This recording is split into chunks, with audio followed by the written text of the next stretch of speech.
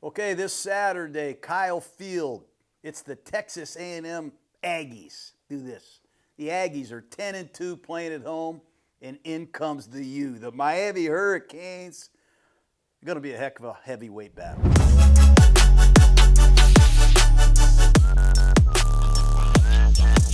This game preview is presented by Body Armor Flash I.V. Flash I.V. delivers faster, longer-lasting hydration with over 2,000 milligrams of electrolytes and no artificial dyes, flavors, and sweeteners like those other drinks. So whether you're training, traveling, or just dealing with the heat, work hard. Hydrate hard with Body Armor Flash I.V. Grab yours today at your local 7-Eleven convenience store. This Top of Mind is brought to you by Chevrolet. Football season's in full swing, and whether you're grinding through the week or gearing up for kickoff, there's one ride that's always game ready, the Chevy Silverado. Built for the hustle, ready for the game. Silverado is America's most dependable full-size truck. Head to Chevy.com to learn more and build your own Chevy Silverado. Okay, well, it's time for the college playoffs, and I can't wait for this game. It's the Miami Hurricanes returning to postseason play to play the Texas A&M Aggies. It's going to be at Kyle Field out there in Texas A&M. You ever been there? Never been. 106,000 fans. I bet they pack in 108. It's going to be weird because this game is going to be played at noon our time, 11 a.m. kickoff in Texas. I wonder if those Aggie fans have enough time to get ready for this. Listen, playoff game, Kyle Field, it'll be full, it'll be rocking. I don't worry about the time at all. The 10-2 Miami Hurricanes, a lot of dispute about who got in, why they got in, but they're in.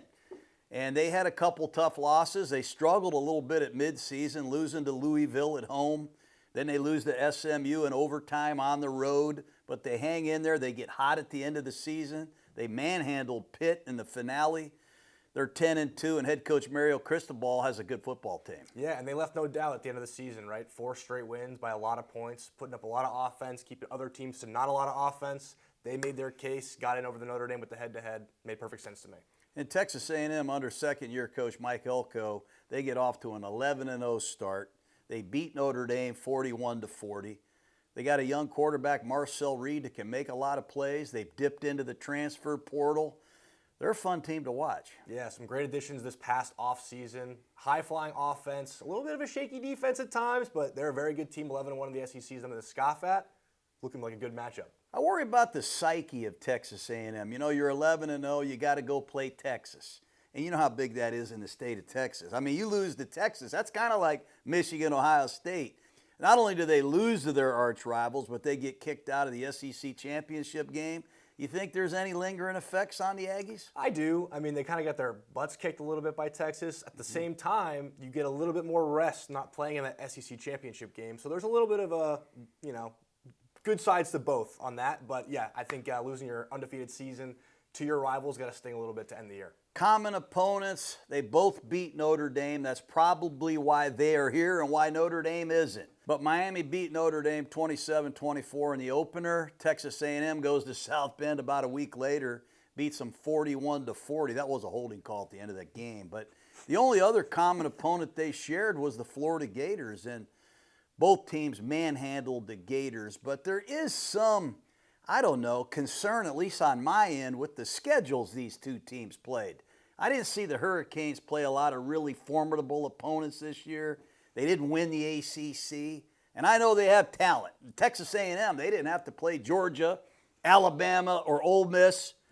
What the hell, Jake? Listen, I am an ACC defender. I'm wearing my sweatshirt I don't today. want to hear about I'm an ACC guy. I mean, they played Louisville. They got, kind of their butts kicked at home, Miami did, and then they went to SMU. They lost in overtime. Those I don't think are terrible teams. I think those are pretty solid teams. It's a good test. Obviously, they lost both those games.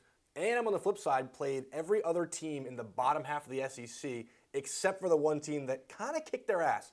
So again, both schedules kind of favored the teams that went 10-2 and 11-1, but to your point, the level of talent that they did play may not have been there all the way. Maybe it was just one of those years, but Texas A&M, it seemed like every team they played, their head coach was fired. They played Arkansas, LSU, here comes Auburn. Good night. The Florida Gators, it seemed like every team they played had a head coach that was struggling, man. But It's going to be interesting. Head coach Mario Cristobal, let's talk about him a minute. Here's a guy that played at the U. He went on to become a really good offensive line, tight end coach. He ends up going to FIU as the head coach, Florida International, and he becomes the head coach of the Oregon Ducks. He comes back to Miami. In his first year, he goes 5-7. They lose to Middle Tennessee, but he has hung in there. He's changed offensive coordinators. He's changed defensive coordinators twice. And these Hurricanes are talented, man. They got a lot of high picks. I can see it on the film. Yeah, one big knock on Cristobal is his late game management, right? A couple years ago, they're playing Georgia Tech. He can knee the ball out. He opts to run the ball. They fumble. Georgia Tech throws the touchdown to win the game. This year, going in against Louisville, they're playing a little conservative. They end up, not playing for a touchdown to win. They play for a field goal to tie, throw a pick to end the game. SMU kneel it out before going to overtime instead of trying to score. They lose in overtime. So some of those late game decisions by Mario Cristobal could be the one big knock on him. Other than that, the past couple seasons in Miami have been phenomenal offensively and defensively. He's done a great job. Hey, it's the first time the Hurricanes have had back-to-back 10-win seasons in a long time. Miami has not won a national title since 2001. Wouldn't it be great to see the U come back? What a great job I think this coaching staff has done. Offensively and defensively, showing improvement over the last 2 years. And Mike Elko, he just got an extension. He's tied up through 2031. But let's talk about this dynamic. His defensive coordinator's leaving. He's going to Kentucky in the same role. He's going to continue to work here with the defense. Yep. And Colin Klein, the offensive coordinator, took the head coaching job at Kansas State. He's been going back and forth to Manhattan, Kansas. Couldn't that be a big problem for the Aggies?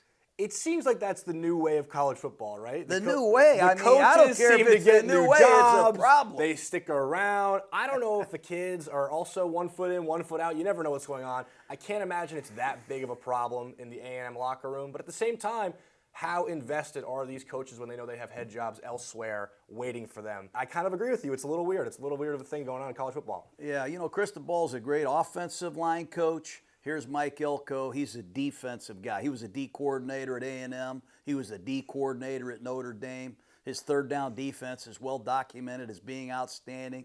Did a heck of a job at Duke. Went 16-9. Beat the hell out of Miami as the head coach of Duke at Miami. So this man has had a lot of success. They say he's pretty smart, too. I guess he went to Penn. Yep. Ivy League, right? Very, very good school. He's out of our league. Exactly. At least he's out of mine. Well, let's get into the game here. The weather is going to be unbelievable. They say it's going to be 78 degrees, which could be record highs in the state of Texas that time of year. That's right up Miami's alley. Possibly a little bit of rain, 10 to 15 miles per hour is the wind. And Kyle Field, the home of this matchup, the winner, plays the Ohio State Buckeyes. Yeah, what a reward for winning this game. Yeah, Kyle Field, sunny day, maybe a little showers, but yeah, Miami walking into familiar weather with the 78 and sunny. Let's take a look at these two quarterbacks real quick. I want to start with Carson Beck of the Miami Hurricanes. He's a polarizing guy for some people. People don't seem to think he's a Heisman candidate. Hell, he's 34-5. He's thrown for 11,000 yards. He had Georgia winning football games in the SEC. He's got Miami in the playoffs. This guy's a big prototype-looking NFL future quarterback to me. I think a lot of people's problems with Beck are off the field versus on the field. He's got the girlfriends, the fancy cars, the NIL deals. I watched his post-game press conference after Notre Dame. He looked like such a professional, NFL-ready quarterback, saying the right things, acting the right way. So if Carson Beck can take that maturity up to the NFL level, to the top of the college football level, this Miami team is very dangerous on offense, and he's a big reason for it. We just had Vinny Testaverde in here. We know about the history at the U with Bernie Kosar and Jim Kelly. You got Vinny, you got all these great quarterbacks. No one's ever thrown for 75%. The highest ever was 68%. So Carson Beck does a lot of great things. He did have the 2 outings, though, where he struggled. 4 interceptions against Louisville, 2 more interceptions against SMU in that overtime loss. Can he stay away from the turnovers and play a consistent, error-free game against this Aggie pass rush? Yeah, and his past 4 games to end the season have been phenomenal. So he's riding a high into the playoff. He is not a guy that's going to do it with his legs. He scrambled 38 times. He's only got 39 yards. So he's going to count on pass protection, route distribution, and some balance with the running game. And then you got the kid at Texas A&M, Marcel Reed out of Nashville, Tennessee. It's his first full year as a starter, just 21 years old. He is a dual threat now. He has almost 500 yards rushing. Not quite as consistent a passer yet. He has had some peaks and valleys. What's your take on Reed? Yeah, a little bouncy in the pocket at times, a little erratic, maybe wants to scramble a little quicker than we would like him to, but overall, he can hurt you on the ground. He can get out of there. He can make plays. You know, a little thinner of a guy, so he can kind of slither around a little bit more, but very dynamic on the ground and can get the ball into windows that he needs to. Yeah, he gets my heart pumping, man. Yeah, I mean, he's got a lot of explosive bit. plays. 44 passes of over 20 yards. He's got 6 runs himself of over 20 yards. This guy can get in and out of trouble, man. He is exciting and a great finisher, but he does have some highs and lows, peaks and valleys. I watched that first half against South Carolina. He was 6 for 19, 2 interceptions, a fumble. Something happened at halftime. He comes out, throws for 300 yards in the second half. So he cannot afford to fall behind these Hurricanes like they did against South Carolina. Absolutely right. There's also some great receivers in this matchup. I mean, if you're an NFL scout, you're here to see this receiving core of the Texas A&M Aggies. They're led by Casey Concepcion, the ex-NC State transfer. He wins the Horning Award for all the people at home. That's for the most versatile football player. Great punt returner. He takes 2 to the house in the SEC, 9 touchdown receptions. He's got 1 on the ground. He wears number 7. What's your take on this Concepcion? Listen, again, I'm an ACC guy. I watched a lot of ACC football last season. He was unbelievable at NC State. He made that offense hum. He has found a great home at A&M, and he has made himself very, very well known with NFL scouts at Texas A&M because he's an unbelievable receiver. I cannot sing his praises enough. And I'm watching the Notre Dame game against Texas A&M, and I see another guy, Mario Craver. He has over 200 yards. I'm like, is that Concepcion? Craver comes in from Mississippi State. The transfer portal was very good to A&M. Who's Craver? Craver came in from Mississippi State. He's another sort of gadgety slot, but also can run the deep ball, crosser routes. He can run out of the backfield. He's everywhere. Him and Concepcion are a great little 1-2 punch, and they have their third guy, Ashton Bethel Roman, take the top off the defense. Craver, he really is good after the catch. You can ask the Fighting Irish that. How about the freshman, though, for the Miami Hurricanes? Malachi Toney. He falls right in line with Santana Moss. Every time I think of Santana Moss, I think of this kid. What he has done is unbelievable. He's rewritten every Miami Hurricane freshman pass receiving record. He's got over 80 catches. They put him in at the Wildcat. In the last 4 games, he throws 2 touchdown passes. He's run for 1. This guy's dynamic. He isn't the biggest guy. He's not. But A&M doesn't tackle very well in the secondary. Tony's going to be a handful for Texas A&M. If you get Malachi Toney in space, good luck against this A&M defense. He's going to be everywhere, very shifty. And to your point, he can throw it a little bit. I think he's 4 for 6 this season. I watched Pitt. He had a little sidearm around the defender throw. So he's got a lot of versatility and is, I think, ACC Rookie of the Year on the offensive side of the ball. So very, very good year for Malachi Toney. Yeah, Texas A&M is going to have some automatic defenses for Toney when he becomes the Wildcat. Blitz off the edges, do something, but don't let this guy generate plays. And then this game also has some really good pass rushers. I mean, when you watch Texas A&M, they go get a transfer from Bowling Green named Cassius Howell. He's the SEC Defensive Player of the Year. He's got 11.5 sacks. Hell, you saw him get 3 in a row against Utah State. Yeah, that Utah State film is awesome, right? Yeah. Play action pass, the first one. He's playing run. He's got to convert that into a pass. Gets around the left tackle.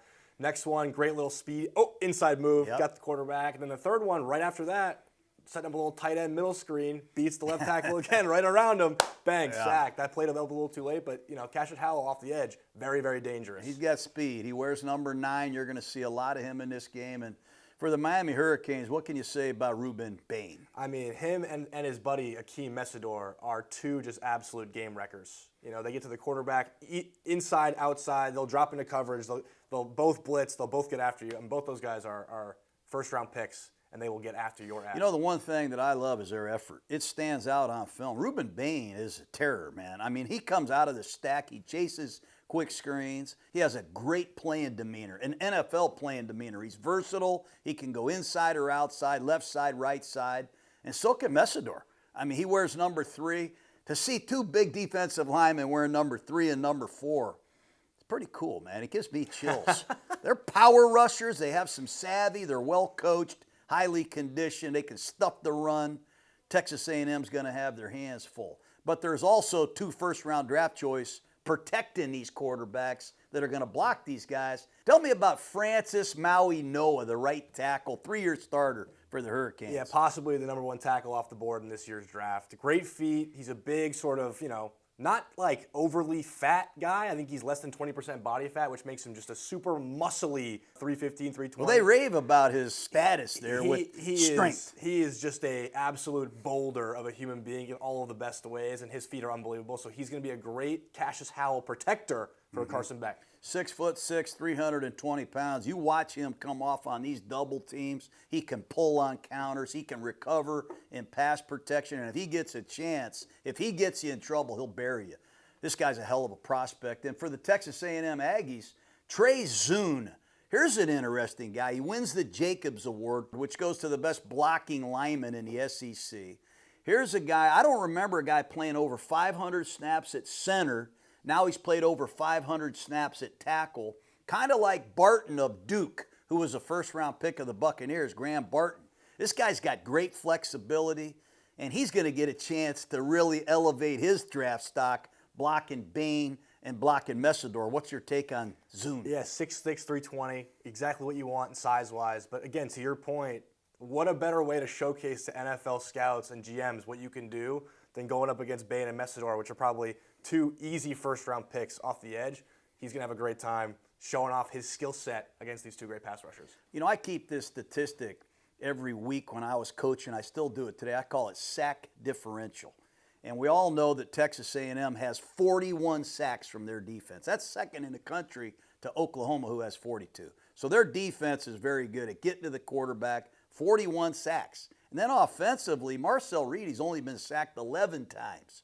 So the Texas A&M Aggies have a plus 30 sack differential. And in pro football, Denver, they clearly have the #1 sack differential. You can see what it's doing for them. That's a great number. And the Miami Hurricanes are no slouches either. They've got 34 sacks from their defense, and Carson Beck in this offense has only given up 12 sacks. So the Canes are plus 22 in sack differential. The Aggies are plus 30.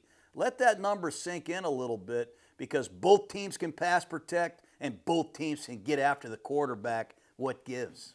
I think a little bit of an advantage. Experience goes to Beck over Marcel Reed, but this noise will make it tough on the Canes to operate. Great receivers we talked about, great pass rushers, excellent offensive linemen. Let's talk about the turnover margin in this game, because I think that's going to be the deciding factor, as I always say. Miami Hurricanes are solid. They're plus 9, and that's a credit to both sides of the ball. They've taken the ball away 20 times. They've only given it away 11 times. But I was shocked to see where Texas A&M was, man. They're ranked 111th in the country, the worst ratio in this tournament by far. Hell, they're -7. They don't take the ball away on defense. They've only got 1 defensive back with a turnover. But that's a big concern, I think, heading into this. Yeah, 3 picks, only 1 by a DB is not what you want to hear from your defense. This A&M team is not going to beat you defensively. They're going to outscore you. They're going to try and, over-offense you than the other team. This defense has a lot to be desired. And, turnovers are especially one of them. Let's sit at -7 in the turnover differential. Yeah, I think the only reason the Hurricanes lost those 2 games, which we talked about, were the 4 interceptions they had against Louisville, the 2 against SMU. A&M's got to take the ball away, and they got to be careful with it. The penalty battle is also, unfortunately, a big story in this game. These doggone officials will probably have something to say about this game, but Miami's been penalized 91 times, and that's 119th in the country, man. And Texas A&M, they've been penalized 90 times, which is 114th. Both of these teams have littered the field with too much laundry. The kicking game is also very interesting. I think it favors the Hurricanes. Carter Davis is 14 for 16 on field goals. Let that sink in. 14 for 16. He's 41 for 41 on PATs, and he's 1 for 1 on 50-yard or more kicks. So he does have long field goal range. He's been consistently accurate. He does have a game-winning kick against Notre Dame. And for Texas A&M, their kicker, Randy Bond, has struggled. Let's be honest now, 11 for 18. That's not good. He's 0 for 3 from beyond 50. He's just 5 of 8 from 40 to 49. Do the Aggies have a lot of confidence in him to kick a game winner? At this point in the season, I'm a firm believer in you kind of have what you have, right? So they are going to stick with Randy Bond. They've been doing it all season. And I would hope that in game 14, game 13, whatever they're playing, you have enough confidence in a guy to go out there and hit a 45-yard field goal. Okay, let's get into this battle between the Miami Hurricanes offense and this Texas A&M defense. Shannon Dawson, offensive coordinator of the Hurricanes, has done a great job. Last year, his first year in Miami with Cam Ward, #1 in the nation in scoring. This year, they're 26th. They're no slouch at all. They're balanced. And they're going up against Jay Bateman, defensive coordinator of the Texas A&M Aggies. We all know Mike Elko has a lot to do with the defense, but Jay Bateman is leaving right after this postseason to take the same job at Kentucky. Any thoughts on that? Yeah, I have some numbers for you if you want some numbers. So we're sitting at some rankings in the FBS. Miami's offense in scoring, they rank 20th, which is very, very good. In total offense, they rank 29th. In rushing offense, they rank 77th. And in passing offense, that's their strength. They're ranking 18th in the country. Inversely, with Texas A&M, they're tied for 41st in scoring defense, which, leaves a little to be desired, especially against the bottom half of the SEC. 19th in total defense, 38th in rushing defense, and 21st in passing offense. So that passing offense-defense matchup will be the one to watch for Miami and A&M. When I look at the Hurricanes, Carson Beck, he is the straw that stirs this drink. They have really good pass distribution. We know all about Malachi Toney. What's interesting about Toney is in the first 8 games, he touched the ball 7.1 times a game. But in my charts, in the last 4 games, 12.1 attempts, touches per game. That number, I think, is going to be even higher now that the money is on the table. Yeah. It's interesting how when you get the ball to your best player, things usually tend to go better. So getting him more touches obviously made a big difference, and the offense is better off for it. I think when you see him as a wildcat, don't think it's a conventional wildcat that can't throw. This guy threw 6 passes. 4 of them were complete. 2 of them were for touchdowns. He can throw on the move to his left, his right. This guy's a magician, man. Malachi Toney, number 10. Circle, star, asterisk him if you're a Texas A&M defender. But I think offensive coordinator Shannon Dawson, I think he woke up his team, mixing in more of this creativity with Toney. They fell into like a mid-season slump. They had no identity. Their running game was sluggish. Beck threw the interceptions. They had some injuries. And I think with Mark Fletcher at running back, if they feature him, he's number 4. I think he adds a lot to the Hurricanes' rushing attack and their play-action offense. Yeah, it may be the hair, it may be the number, but he gives me a little bit of a James Cook vibe to him. Very elusive, very good on his feet, can catch the ball pretty well, and he adds a great dynamic out of the backfield for this offense. And when I look at Miami, we've talked enough about the freshman talent, Toney, but they've got 2 other receivers that are pretty good. C.J. Daniels has 35 catches, almost 400 yards, 7 touchdowns. You saw him get deep against Florida State. And on the other side, Keelan Marion's no slouch either. 41 catches, almost 600 yards. He's averaging 13.6. They've got 3 good receivers here at the U. They're really good in the red zone. If you look at their numbers, they finish drives, they score points, they don't turn it over in the scoring zone. They're 11th in the country, 92% touchdowns. And I think that's a big factor because Texas A&M's numbers in the red zone are not good defensively. They've given up points 94% of the time, which is at the bottom of the country. Texas A&M has got to tighten up in the red zone, and Miami, Florida's got to continue to mix it up and attack when they get down in tight. Yeah, that tied for 41st in scoring defense is not good if you're Texas A&M, especially playing a tournament with all these good teams. So again, look for Miami's offense to take advantage of the 20 and in those red zone situations. When you look at Texas A&M, I guess my biggest concern has been the tackling consistency. You go through all the pro football focus, the stats, the numbers. They've got a couple guys that are missing tackles at over a 30% rate, Jake. Yeah, this guy Will Lee, number 4, the corner, he worries me. A lot of blown coverages, a lot of missed tackles, a lot of bad angles. He gives up some really good effort plays, which I appreciate, but at the same time, in a tournament like this, in a game like this, you got to get the guys on the ground. Yeah, safety man Dalton Brooks has missed a lot of tackles too, and they show up in the Notre Dame game on the sweep play. Price just walks in on a missed tackle.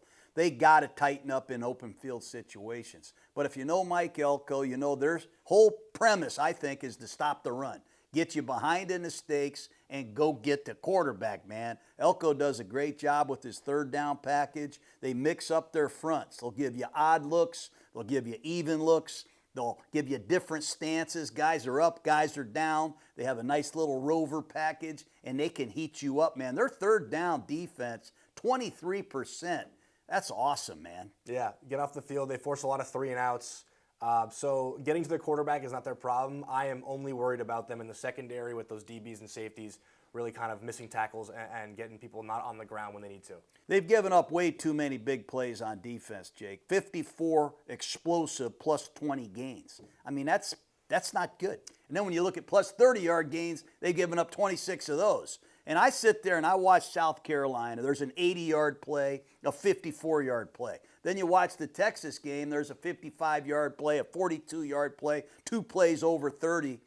And against a team like this, the Miami Hurricanes, you can't give up these big plays. Yep. And that was really their big issue against South Carolina, was the big plays downfield that really put them in that hole. Obviously, they came back and fixed that in the second half. But, again, you said it. Can't go down like that to this good Miami team. Yeah, well, they haven't really seen a pass offense like the one they're going to see from the Canes. I recognize a lot of bunch formations from Miami. You're going to see some NFL concepts. So I think they're going to really stress the Aggies. Now, on the good note for Texas A&M, they get off the field quick. They've got 41% of the time they're 3 and out.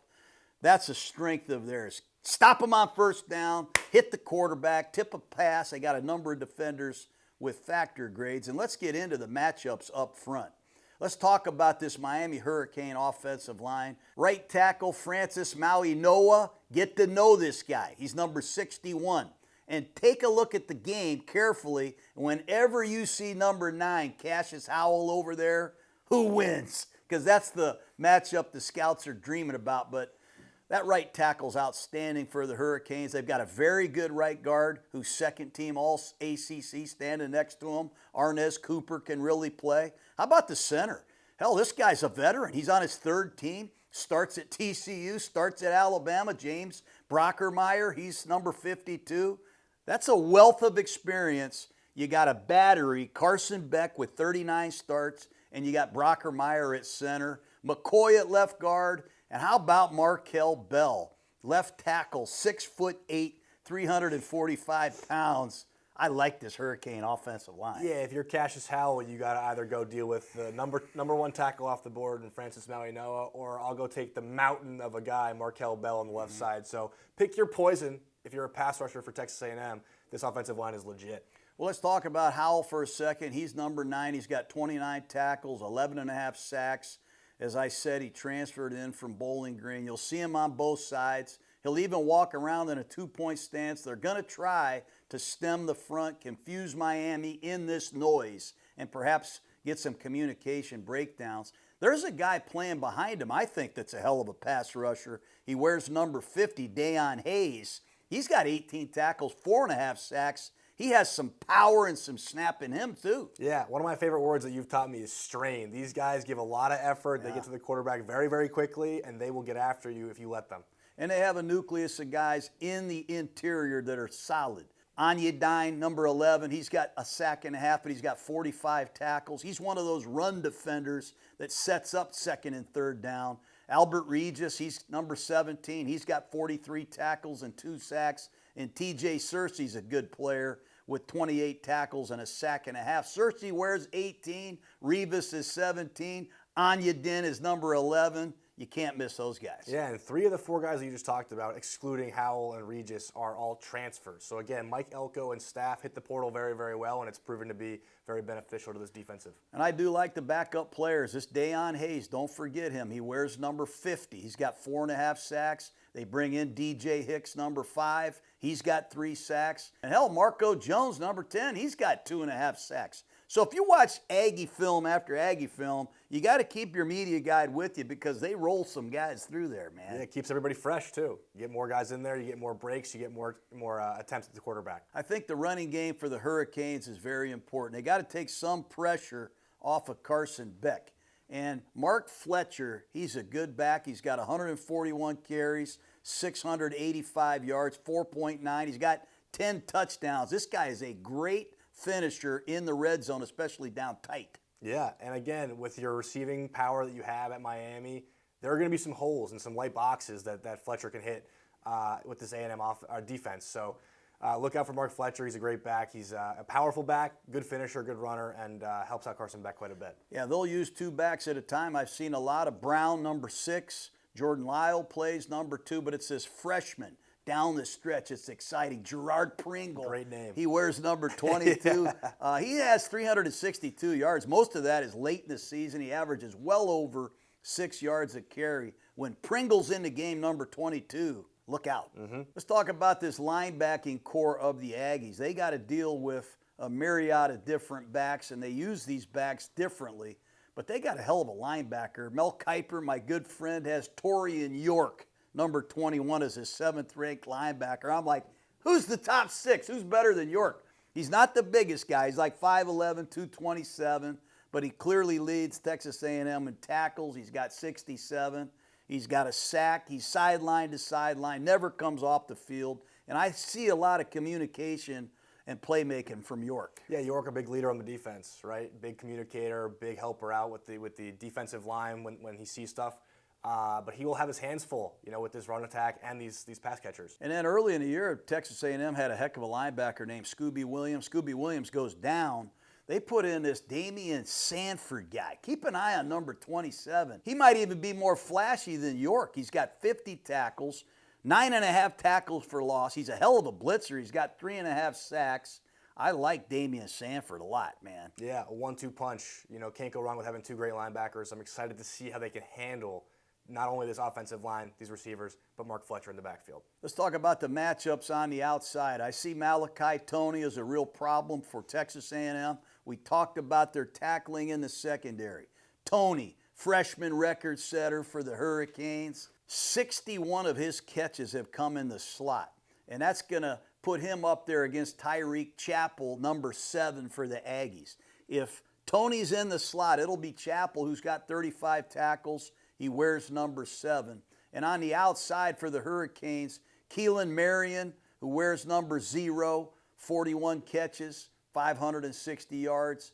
And then on the other side, you got C.J. Daniels. So they got 3 good receivers. Daniels wears 7. He's got 7 touchdowns. He's a guy that can go up and make some 50-50 catches. But the secondary of A&M, Will Lee, plays into the boundary. What do I mean by that? So when you're looking at the hash marks on the field, right? You're lined up on one of the 2 hash marks. The one closer to the boundary, which is the out-of-bounds line, that's where Will Lee will line up. So he's playing a little bit of a shorter field, not as much to cover, and that's sort of where they put Will Lee in coverage. Now, he's been exposed a little bit in coverage. They've targeted him 54 times. I make you watch the target reels, and they've got 502 yards receiving against him and 4 touchdowns. He has had some struggles, but he does have 43 tackles. Watch the cat. What does that mean? That corner blitz coming off the edge. I seen him get a nice sack earlier in the season. Will Lee wears number 4. He'll be set into the short side of the field. And to the wide side, it's Des Ricks. He has the look of an NFL cover corner. He wears number 2. How about these numbers? 64 targets, but only 27 completions. I mean, that catch rate of 42% puts him in high demand from a coverage standpoint, but the tackling, there's a lot to be desired right now with Ricks. Him and the rest of this defense. I'm worried about, if I'm an A&M fan, the Miami receivers once they get the ball in their hands, because it seems like my defensive backs and my safeties and my secondary has a lot of trouble putting people on the ground. And that is a big problem when you're going up against guys like Daniels and Marion and especially Malachi Toney. So that will be the matchup I'm going to watch with this offense-defense matchup. Well, the big plays, you have to really take a good look at the safety. We used to tell our safeties, the number one reason we call you a safety is to keep us safe, man. Away from big plays. But when there's 54 plus 20 explosive plays, you got to knock on Marcus Radcliffe's door. Now, he's a good player. He wears number 3, heavy hitter. He can come down into the box. He's got 68 tackles, and he does not mind putting the mouthpiece in and getting down in the briar patch. But Dalton Brooks, there's another story. He's got some missed tackles now that are memorable in my eyes. He's going to have to be a more secure one-on-one space tackler. He does have some tackles for loss. Brooks has 3 sacks. So you know Elko's going to dial him up in some pass rush blitzing situations. But again, staying away from the big plays, tackling better is going to be the key for the Aggies. Yeah, the one that sticks out to me with Dalton Brooks is that run Jadarian Price had at Notre Dame, where he kind of took a pretty bad angle in the backfield. He had him, and Jadarian Price kind of just ran right around him, bad angle, fell down, touchdown. So stuff like that needs to be eliminated if you're going to win a college football playoff game, especially against a team like Miami. But that's what I'll be looking for with this A&M defense. The last position we got to talk about, no one does enough talk about, is the tight end. And the Hurricanes will use 2 at a time. I've seen them getting 3 tight ends with an extra tackle in short yardage situations. They'll get into some classic I formation, 2 tight end sets on the goal line and in short yardage. Alex Bowman, number 87, you call him the starter, but you're going to see a lot of number 9, Elijah Lofton. Both guys very similar in terms of receiving. Lofton's got 3 touchdown catches, 21 for 195. Bowman has 13 for 126. So the ball distribution does go a lot of different places. A number of different backs with Pringle and Fletcher. And now you got 2 tight ends, 3 different receivers. A lot of trickery and gadgets with Malachi, Tony. And you give an offensive coordinator, Shannon Dawson, this much time to prepare. I give Miami an advantage because of their veteran center, Brockermeyer, and their veteran quarterback. I think that is going to help them deal with the noise and some of the problems that A&M presents. I will be shocked if Miami doesn't score 30-plus points in this game. I think that their matchup offensively favors them heavily, and I think that if A&M has any chance of winning this game, it will be because they outscored Miami, not because they defended Miami. Okay, let's get into the Texas A&M offense against the Miami Hurricane defense. What a matchup. Colin Klein, who we all know is leaving, going to Kansas State. Go back to K-State. Will Howard's guy from Yep, QB camp. yep. What's that thing they did when they drank the They beer? did the shotgun with They the score a lot of O-line. points, Yeah. A&M. 38 points or more 7 times. They had 400-plus yards 10 straight weeks until the Texas game. But they were consistently on it offensively. And they're going up against this Miami Hurricane defense. They will kick your ass. I love watching them. I think their defensive coordinator is a real star in the making. Who is this Yeah, guy? Corey Heatherman came in from Minnesota. Yeah. He was at Rutgers the year before that. People were a little surprised that Corey Heatherman's a rival with Mario Cristobal, but he's done a fantastic job. He's brought that average points against down, I think, like 15 or 20 points this season. I think they're averaging about 14, 15 points against. They are playing unbelievable defense in Miami, and it's a big part because of Corey Heatherman. You know, they were 68th in the country last year in points per game, but this year they're 6th. And it's a cult. It's a religion of some kind to get to the ball. These guys are savages. They hustle. They don't take plays off. They have some depth. They've got some veteran leadership, and they're fun to watch. But when you watch Texas A&M on offense under Colin Klein, I use this every blade of grass theory, where they will stretch you across the field horizontally, and they will bomb you, man. They will throw it over your head. They have the people to do it. Yeah, I have some numbers for you if you want to hear some Yeah. numbers, right? So Texas A&M nationally, right? They're 14th in scoring, 20th in total offense, 25th in rushing, and they are 32nd in passing. So top 35 in all of those categories is very, very impressive. On the flip side with Miami's defense, this is the big number I want you to look at. They are 6th in scoring defense. That's going to be very, very tough to overcome for A&M. 11th in total defense, 7th in rushing defense, and 30th in passing defense. Kind of uncharacteristic from a Miami team, honestly. As a guy who watches a lot of ACC football, they usually aren't that good at defense. They're usually an offensive team, but they are keeping teams off the field and out of the end zone this season. Well, they've had a history of being pretty good on defense. You're a little young to remember that, Jake, but this looks like an old-fashioned Hurricane defense. I love it. When I look at A&M, though, they got some receivers that can hurt you. They're one of 2 teams, I think Tennessee's the other team, to have 2 receivers with 50-plus catches, 800-plus yards, and they got 4-plus touchdowns. This kid, Concepcion, KC Concepcion, he wears number 7, and number 1, Mario Craver. These guys are very talented. Yeah, there really isn't a lot you can say that people haven't already said about KC Concepcion. He was unbelievable at NC State, continued that on at Texas A&M. He won the Paul Hornung Award, which is the most versatile player in college football. there's not a lot he can't do. Fast, great catcher, great route runner. He's a problem for any defense that he plays. They hand him the ball, they put him in motion, he's in the slot, he's hard to find, and he's a guy that can really get in and out of his cuts. And I love punt returners, man. We used to do this when I was with the 49ers and the Packers. We always took these guys that were punt returners and elevated them 1 point because we know they're tough as hell and they'll run after the catch. But Concepcion has done some things that very few guys have done. You know, you start looking for analytics, which are really important now. And I look at this guy, KC Concepcion, a guy that has 9+ TD catches, 2+ punt return touchdowns, and a rushing touchdown in a single season in the SEC.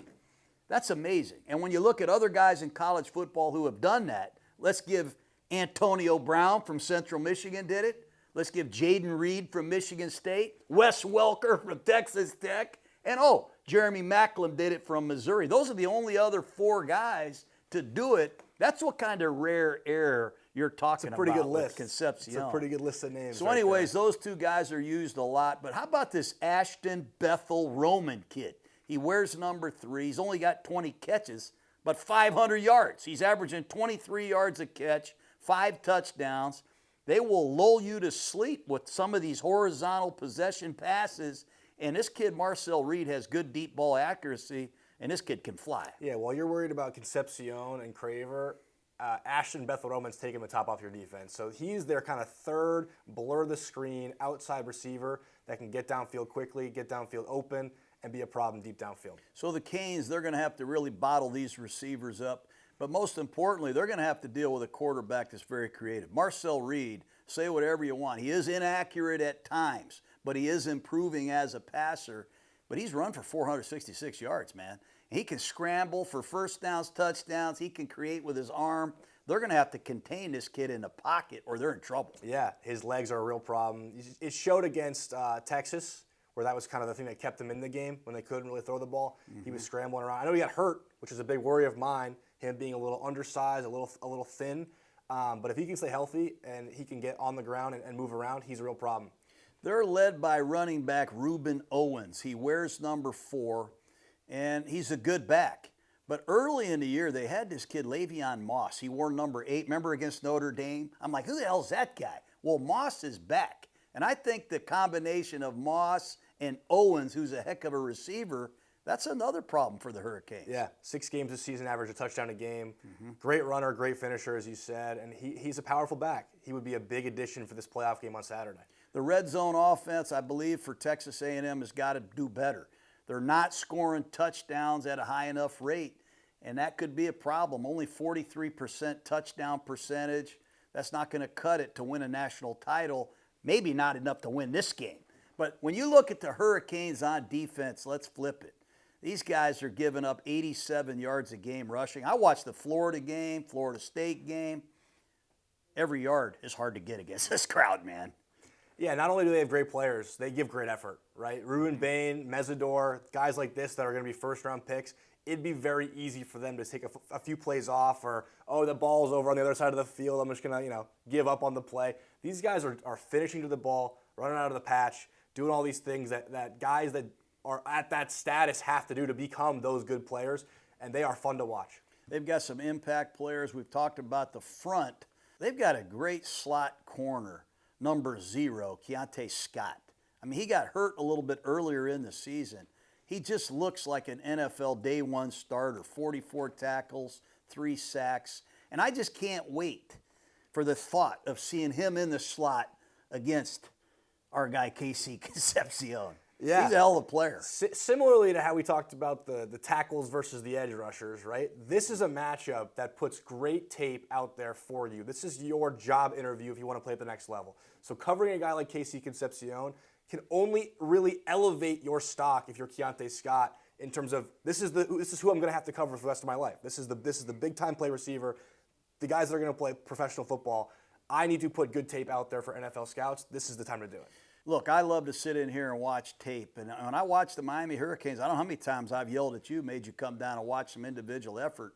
They've got a collection of players. They're excellent stopping and run, which I've said. Their pass defense is good. They've got 12 interceptions. They've only allowed 11 touchdown passes. They're stingy, and they are excellent on third down. Teams are only converting 30% on third down.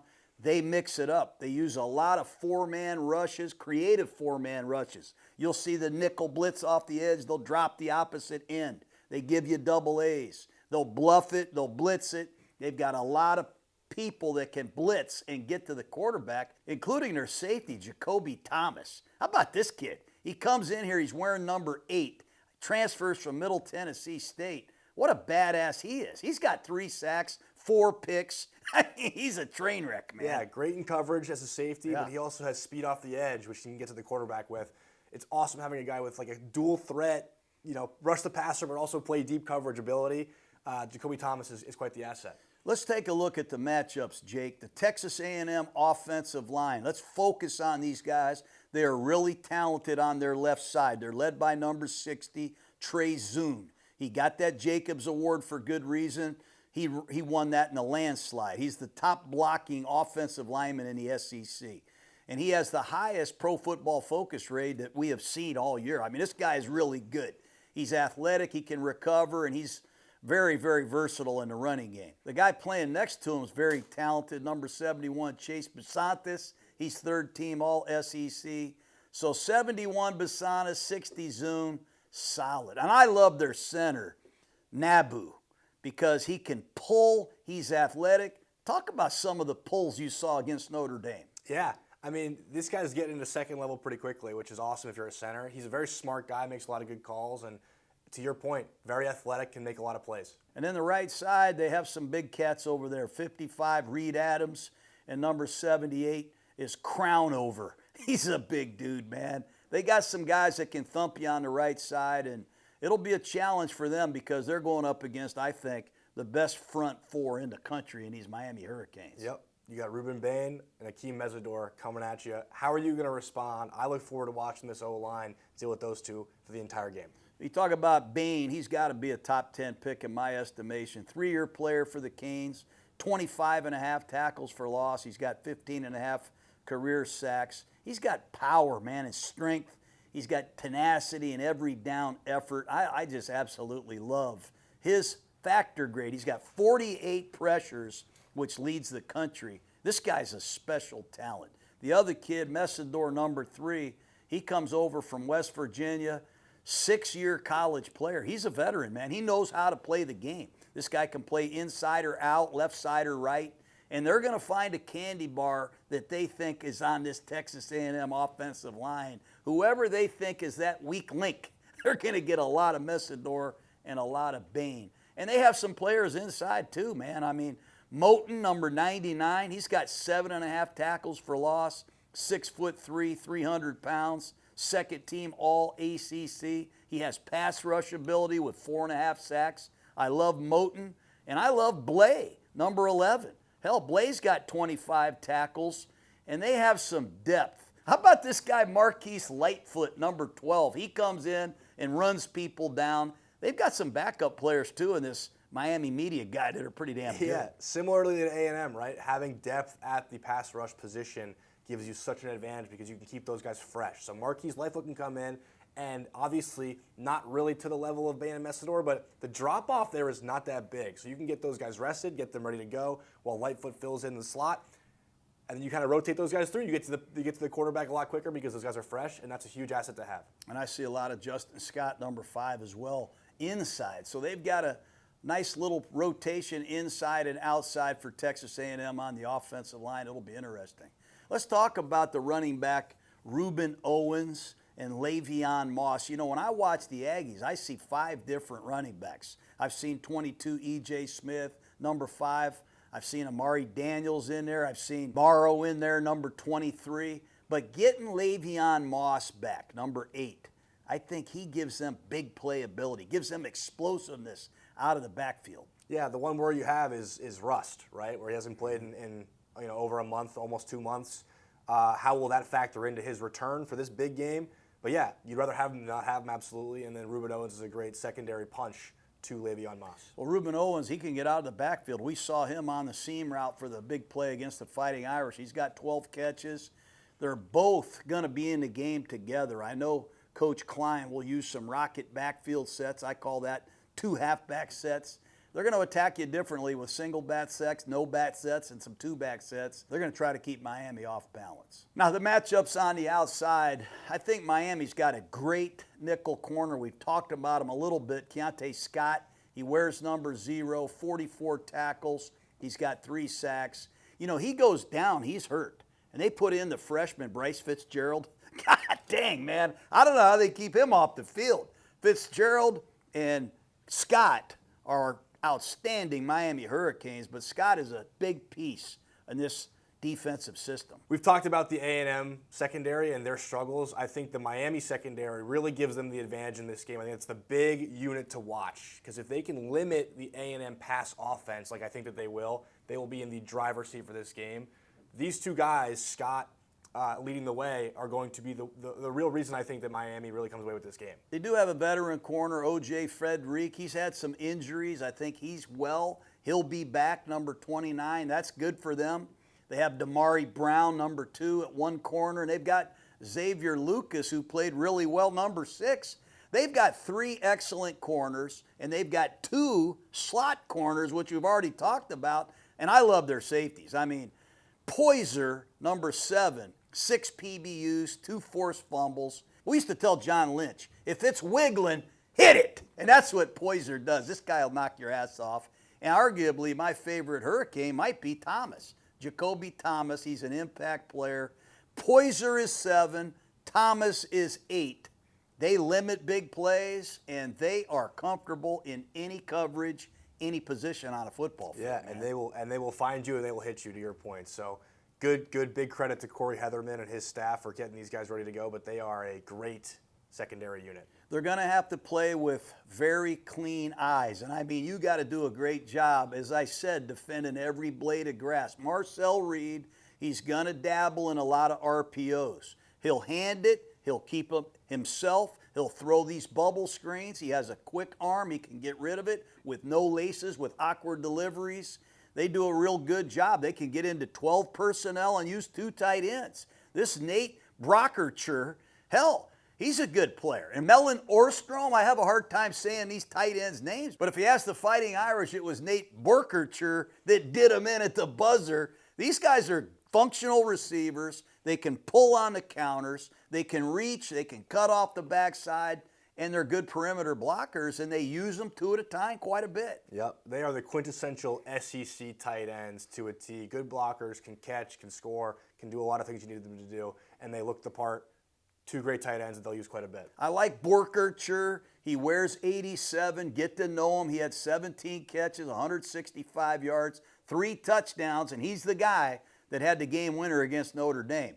Orstrom is number 17. He's got 18 grabs, almost 9.5 yards a catch. He's got functional ability to get down the seams, but both tight ends will be featured in this game. And I think the linebackers for Miami, I think these are the 2 guys that are going to really have a lot to say in the outcome of this game. Let's talk about these inside linebackers for the Canes. They rarely come off the field. Wesley Besaint, number 31. And they got this other guy who transferred in from Rutgers, Toure, number 1. I like saying that name. You like these linebackers, don't you? I do, yeah. I mean, the Miami defense will run a couple cool fronts. They'll run the load front. They'll run the backer jam front, a couple double A's here and there. But, you know, the linebackers get involved. They get up on the line of scrimmage, listen to the A&M offensive line calls. They'll sort of be involved as a communicator with the secondary and the D-line. They'll be everywhere. And you got to be a smart guy. You got to be a good player to do that. And Besaint and Toure are both those kind of guys. Well, Besaint wears number 31. He's got 46 tackles. He's a factor. I think he's got good zone awareness. I think he can key the quarterback, break on the ball. He's a good open field tackler. He gets off block. He clears his feet. He doesn't end up on the ground like a lot of linebackers. And this Toure guy, he comes in with the D coordinator from Rutgers. He's made a real impact with 54 tackles. He wears number 1. Both guys are fun to watch. This will be a hell of a matchup. You got the creativity of Colin Klein with a dual threat quarterback, great receivers, and the return of Le'Veon Moss at running back. And I think this will be by far the biggest test for this Texas A&M offense because the Hurricane defense, I think they are really good on all three levels. Well, we got to pick somebody, Jake.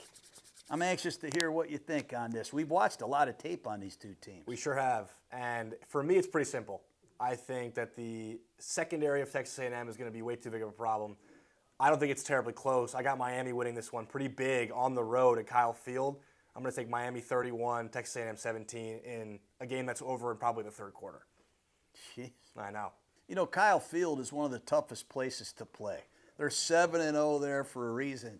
I mean, these fans are nuts, and it's loud. But I'm going to go with the Miami Hurricanes, and I feel real strong that this team could win the national championship if they stay away from the interceptions and Beck plays to his capability. They have a good enough defense and a good enough kicker to go all the way. I have not seen a defense play this hard, this fast this year. I'm going with the Canes, 33-21.